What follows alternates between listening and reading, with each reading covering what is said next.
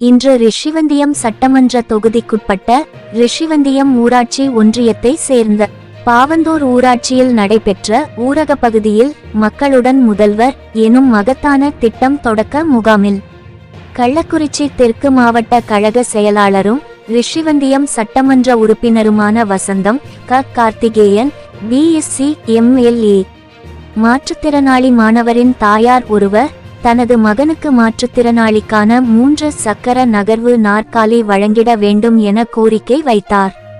அவரின் கோரிக்கையை உடனடியாக நிறைவேற்றும் விதமாக ரிஷிவந்தியம் சட்டமன்ற உறுப்பினர் வசந்தம் கார்த்திகேயன் பிஎஸ்சி எம்எல்ஏ கள்ளக்குறிச்சி மாவட்ட ஆட்சித் தலைவர் எம்எஸ் பிரசாந்த் ஐஏஎஸ் மாற்றுத்திறனாளி மாணவரின் இன்னல்களை எடுத்துரைத்து உடனடியாக அந்த மாணவருக்கு 3 சக்கர நகர்வு நாற்காலியை வழங்க ஆணை பிறப்பித்து மாணவருக்கு 3 சக்கர நகர்வு நாற்காலியை வழங்கினார்கள்.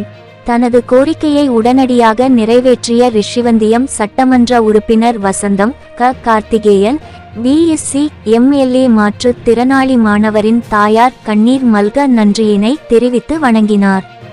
கள்ளக்குறிச்சி மாவட்டம் செய்தியாளர் வி ஜெயசங்கர்.